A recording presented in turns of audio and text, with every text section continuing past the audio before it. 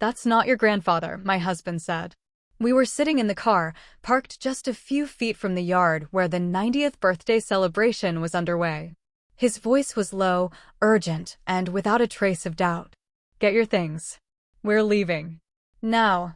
I blinked, half laughing, expecting some kind of follow-up. But his eyes stayed locked on the house. Focused. Cold. "Roger," I said, trying to steady my voice. "What are you talking about?" He didn't answer. He just started the engine, then paused, waiting for me to understand. I turned and looked back through the windshield at the yard behind us. Folding chairs. String lights. A table of snacks and a Bluetooth speaker playing soft, harmless jazz. My sister Natalie was laughing, leaning into her husband's shoulder. My mom flitted between guests, hugging, toasting, posing for photos. And at the center of it all sat a man in a wheelchair. They were calling him Grandpa. But I couldn't see his face from here. "He's sick," I said, unsure who I was trying to convince. "He's just quiet now."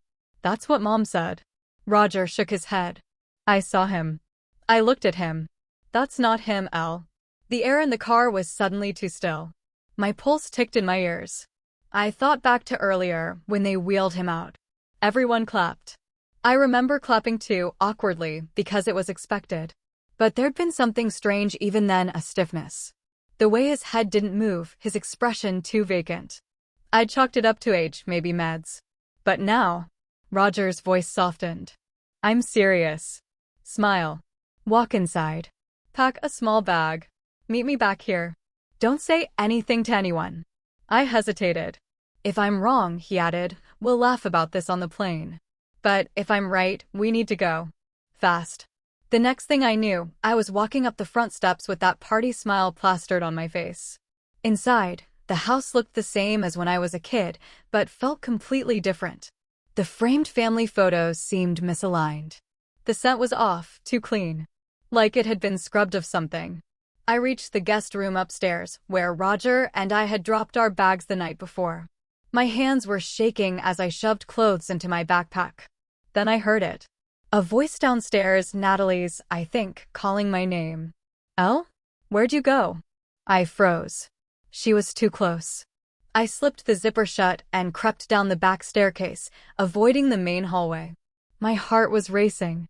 When I finally stepped outside, the air hit me like ice. Roger was already in the car. I got in and he locked the doors. For a long moment, we sat in silence. Then he said, barely above a whisper, "That man in the wheelchair? His ears are wrong. His ears are wrong." I stared at Roger, waiting for some hint of humor. There wasn't any. He said it like a fact, as sure and steady as saying the sky was blue. "That's what you noticed?" I asked. My voice came out thinner than I meant. He nodded. "Your grandfather had attached lobes. The man out there? Free hanging. Also, the cartilage ridge is shaped differently. I noticed it as soon as they brought him out." It was such an absurd detail, and yet, the more I thought about it, the more it felt possible. Grandpa was a woodworker. He once told me that ears were like fingerprints. "No two alike," he said. "You remember people by strange things. The shape of their laugh. The slope of their ear." I remembered that now. And I realized, with a jolt, I couldn't remember the ears of the man I'd just seen. Roger reached into the glove compartment and pulled out his phone. He tapped into a folder labeled Family US and scrolled through old photos. There, in one from 6 years ago, was Grandpa, smiling faintly in the garden, a mug of tea in hand. I zoomed in. Attached lobes. A flat helix. Soft folds. And then I remembered something else. Grandpa always wore his hearing aid on the left side. That man hadn't been wearing one at all. Why would they do that? I whispered. Roger glanced at me. "I don't know. But they went out of their way to keep you away for 5 years. That wasn't random." I felt a sudden pressure in my chest. He was right. I'd tried to come home before. Always there'd been an excuse. "He's tired. He's not well. It's not a good time." Then last month, my mother had said, "If you really want to see him, come for his birthday." Like she was giving permission.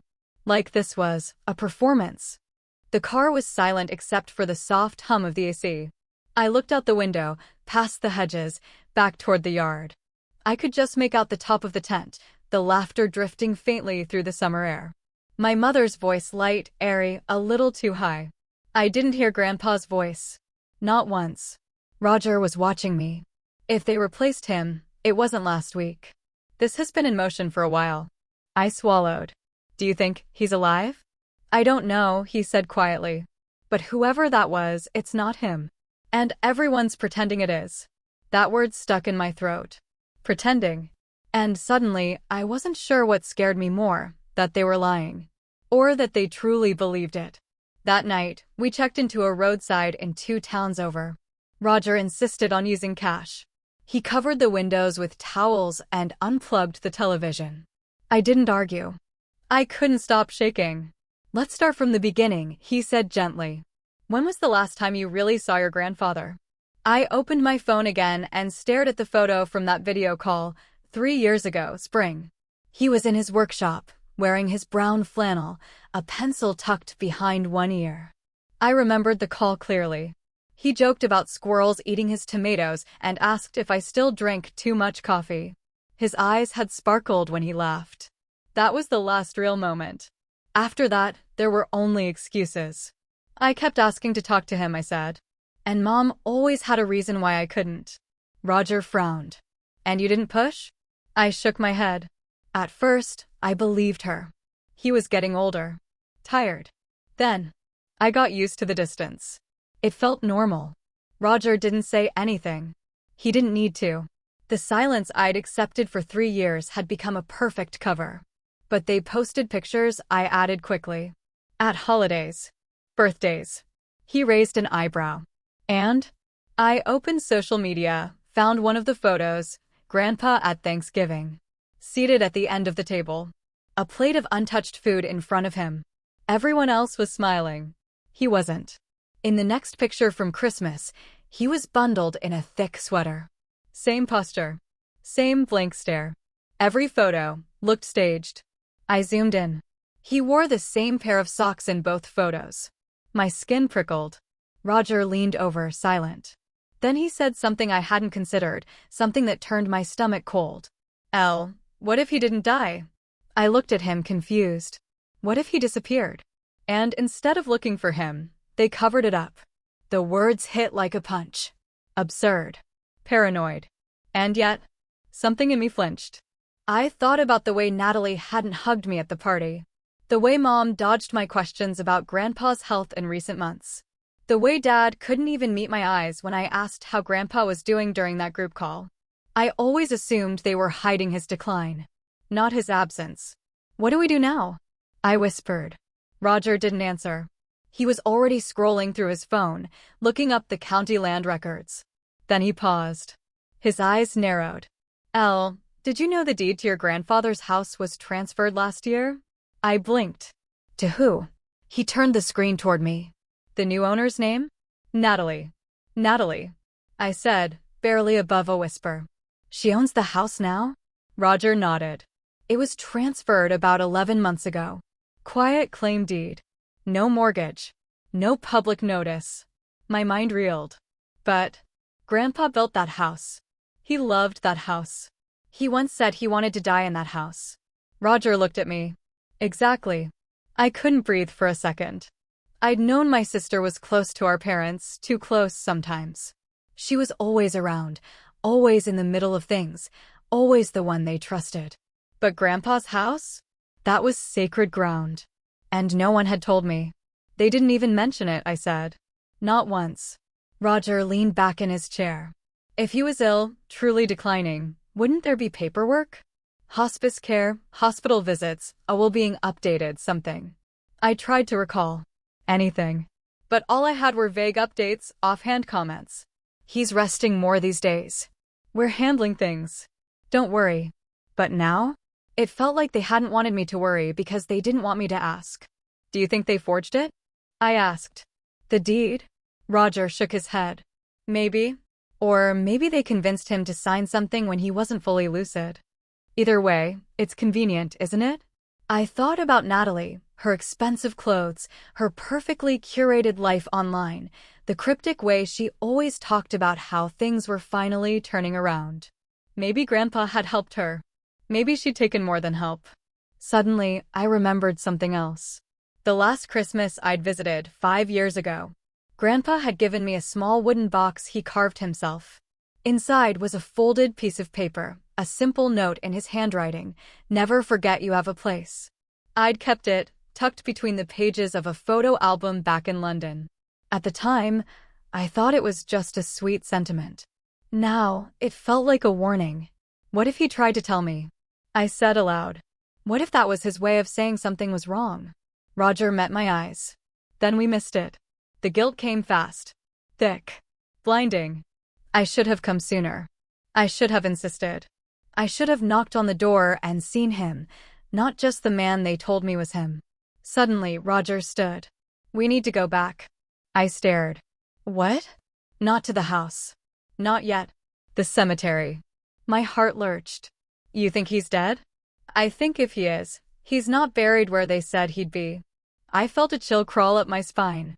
Roger, I said slowly, they never said he was buried. They never even said he died.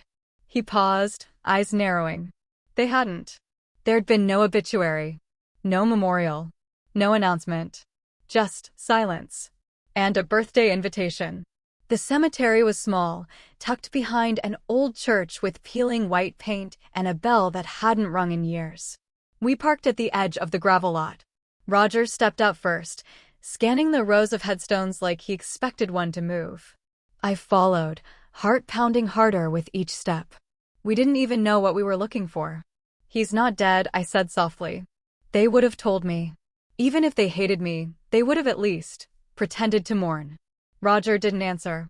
Instead, he led us toward the far edge, the newer section, where the stones were still sharp-edged and clean. I read the names as we passed.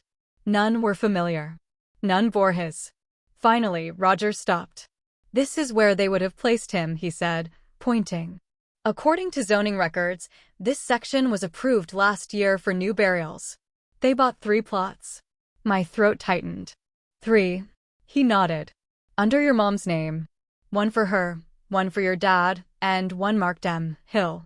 Grandpa's name. Martin Hill. I knelt in the grass, brushing aside weeds. There was no marker. No headstone. No plaque. Just a flat patch of dirt that didn't look disturbed.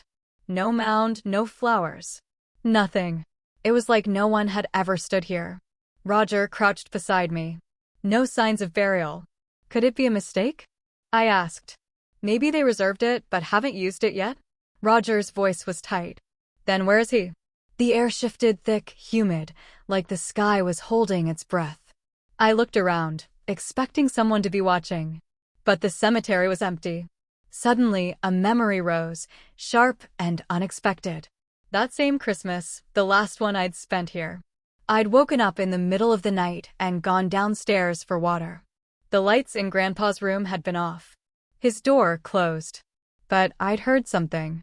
A voice. No, not a voice breathing. Heavy, uneven. I'd told myself it was the radiator. Or maybe I imagined it. Now, I wasn't so sure. Maybe, Roger said carefully, he was moved somewhere. Like a care home? I asked. Roger's jaw tensed. Or somewhere worse. We stood in silence, staring at the unmarked ground. 3 plots. 1 supposedly his. No sign of a grave. Just a hollow space and a name that might already be erased. We didn't go back to the hotel. Instead, we drove. Nowhere specific, just out of town, past the gas stations and shuttered diners, past the edges of memory. I needed motion. Stillness felt dangerous now. Roger was quiet, hands locked on the wheel. Where would they keep him? I said finally. If he's not in the house, and not buried. Roger's eyes stayed on the road. Someplace they thought no one would look. It wasn't until the third silence that it hit me. There's a basement, I whispered. In Grandpa's house. Roger glanced at me. I nodded. It was sealed off years ago. After Grandma died. They said it flooded once, so they just stopped using it. Covered the entrance. And you believe that? He asked gently. I didn't answer. Of course I had. At the time, it made sense. No one wanted to deal with mold and repairs. But now I saw it differently, like a chapter of the house had been closed deliberately. Hidden. I remembered the old wooden door in the pantry. The lock was rusted even back then. Grandpa had once told me not to play near it.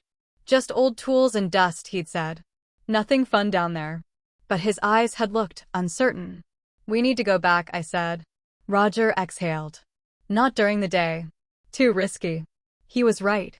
The party might have been over, but my parents were still there. Natalie too. That house belonged to them now, at least on paper. So we waited. We drove in circles. Ate gas station sandwiches in silence. Pretended we had time. At 1:13 a.m., we parked 3 blocks away and walked through backyards until we reached the edge of Grandpa's property. The garden lights were off. The windows dark. It felt hollow. Like the house knew we were coming. Roger jimmied the old side door open with tooth and tools and a breathless mutter. The house creaked under our feet as we slipped inside, ghosts moving through a space we no longer owned. The pantry was exactly where I remembered, a tiny alcove between the kitchen and the laundry room. And there it was. The door.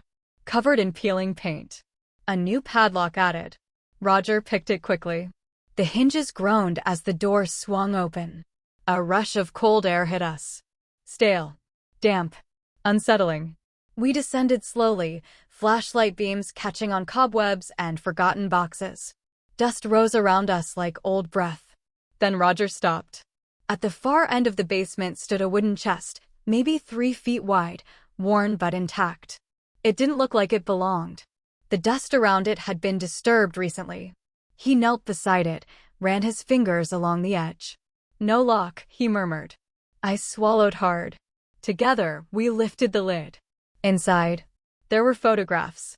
Hundreds of them. All of Grandpa. All with the eyes scratched out.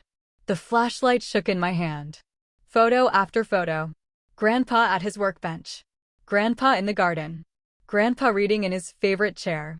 Every image frozen in time, and every single one defaced. Scratched. Gouged. Eyes erased with something sharp and purposeful. Roger didn't speak. He just stared. I reached in and pulled one out. It was from the old 4th of July cookout. I remembered the shirt he was wearing, the silly hat I'd made him put on. I remembered him laughing, grumbling about mustard on his pants.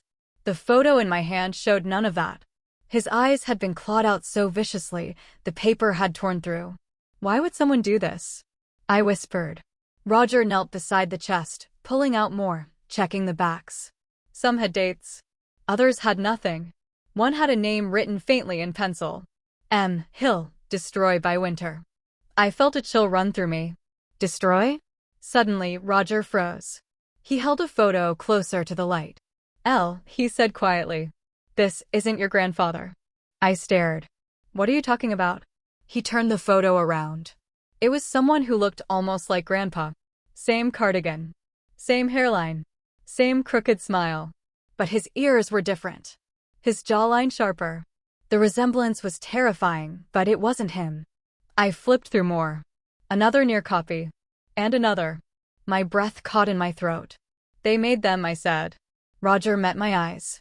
They replaced him more than once. The basement felt smaller suddenly. Like the air had curdled. I thought about the birthday photos, the silent man in the wheelchair. If the person at the party wasn't the first replacement, then how many had there been? Why were there so many attempts? And who was making them? Roger stood. We need to find your grandfather's records. Medical. Legal. Anything. If this is a pattern, it didn't start this year. I looked around the basement. What if it started here? We found another trunk behind a stack of crates. Smaller. Older. Covered in what looked like wax. Inside were documents, brittle with age. A journal. Dated 1992. I flipped to the first page. The handwriting was Grandpa's. But the opening sentence was something I never expected. The man who returned from the hospital was not the man I raised. I held the journal in my lap, fingers trembling. Roger angled the flashlight so I could read. The man who returned from the hospital was not the man I raised. The entry was dated May 14, 1992. 20 minutes passed before I could read more. Grandpa's words were careful, deliberate. He didn't sound hysterical, he sounded scared. He looks like him, he wrote. Talks like him. But there's something else in his eyes. Something watching me. The he was my uncle, my mother's brother. Mark. He'd been in a car accident that year. I was too young to remember the details. I just knew he moved away soon after. But according to Grandpa, that wasn't what happened. They said he had memory loss. Said trauma can change a man. But he didn't forget, he invented. Stories, habits, new tastes.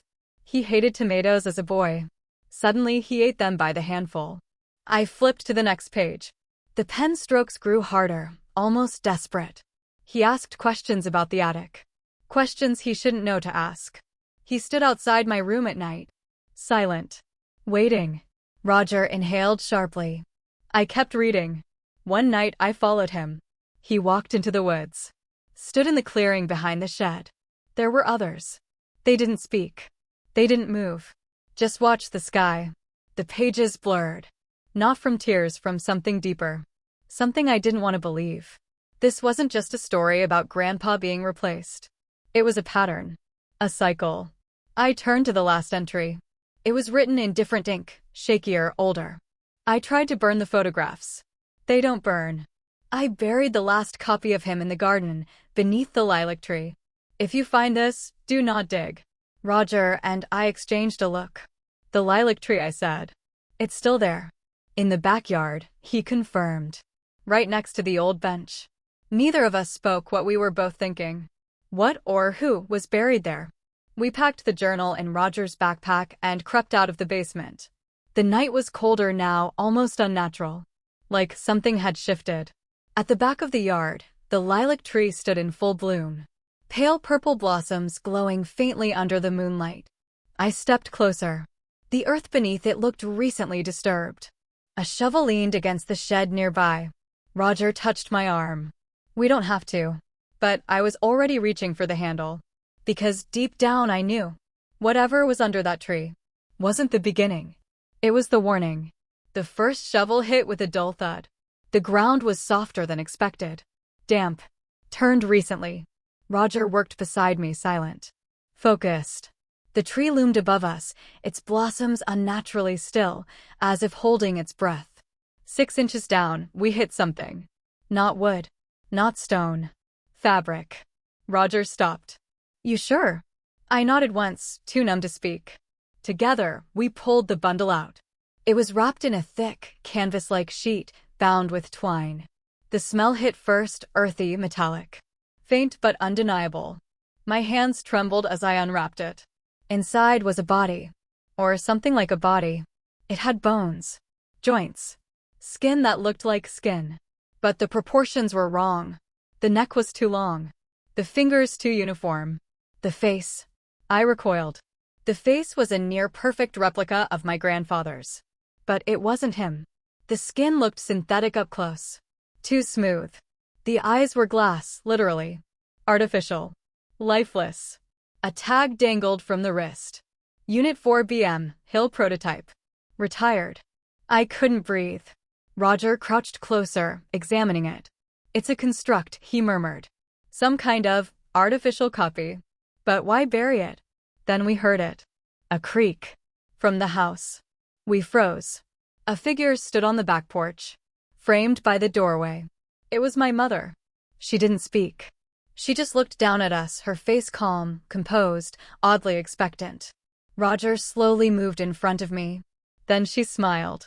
It wasn't supposed to last this long, she said, almost regretful. You were never supposed to see that version. I stared. What was it? She tilted her head. A placeholder. Until we perfected the final model. My blood ran cold. Roger's voice was hoarse. What happened to the Real Martinhill? My mother's smile didn't falter. He gave himself willingly. For the legacy. What legacy? I demanded. Her eyes met mine. You. And then she stepped back into the house. The door closed. Silence again. We didn't follow. We didn't move. Just stared at the artificial thing we'd unearthed, the thing that once sat at family dinners, blinked in photographs, and smiled at my mother like she was still someone's daughter. We left town before sunrise. The journal, the photos, the replica, all locked in a box that now lives under Roger's floorboards. I never told anyone. Never confronted Natalie. Never tried to understand what legacy my mother thought she was preserving. But I did sell the box Grandpa gave me that last Christmas. And inside, beneath the folded note, I found something taped to the wood. A key, with a tag that simply read, "For when they come for me." They already had. And now I wait, because I know it's only a matter of time until they come for me too.